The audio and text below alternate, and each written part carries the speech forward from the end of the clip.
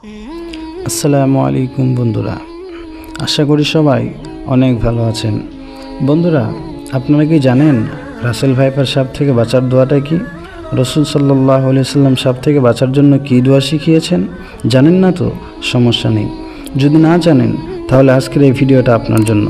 বন্ধুরা, দোয়াটা বলার আগে একটা ছোট্ট কথা বলতে চাই।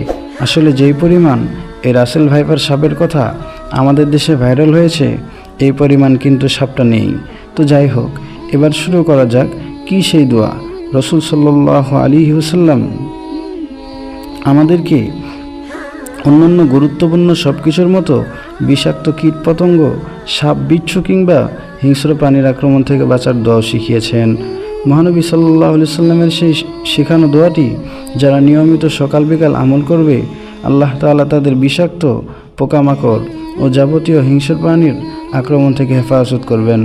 আবু হুরায়রা রাদিয়াল্লাহু তাআলা আনহু থেকে বর্ণিত হাদিসে আল্লাহ রসুল সাল্লাল্লাহু আলাইহি সাল্লাম বলেন, যে ব্যক্তি সকাল সন্ধ্যা এই দোয়াটি 3 বার পড়বে, আল্লাহ তাআলা তাকে সমস্ত প্রাণী, বিশেষ করে সাপ, বিচ্ছু প্রভৃতি বিষাক্ত ও কষ্টদায়ক প্রাণীর অনিষ্ট থেকে রক্ষা করবেন।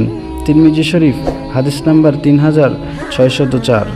দোয়াটি হলো আউযু বিকালিমাতিল্লাহি তাম্মাহ মিন শাররি মা খালাক। অর্থ, আমি আল্লাহর পরিপূর্ণ কালিমার দ্বারা প্রত্যেক শয়তান, বিষাক্ত প্রাণী এবং প্রত্যেক কুদৃষ্টির অনিষ্ট থেকে আশ্রয় চাইছি। তো বন্ধুরা, আমরা যারা এই দোয়াটি জানি না, তারা প্রত্যেকেই এই দোয়াটি মুখস্থ করে রাখব এবং আল্লাহ তাআলার কাছে এই রাসেল ভাইপার সাপ থেকে পানাহ চাইব। তো বন্ধুরা, সকলে ভালো থাকবেন, সুস্থ থাকবেন।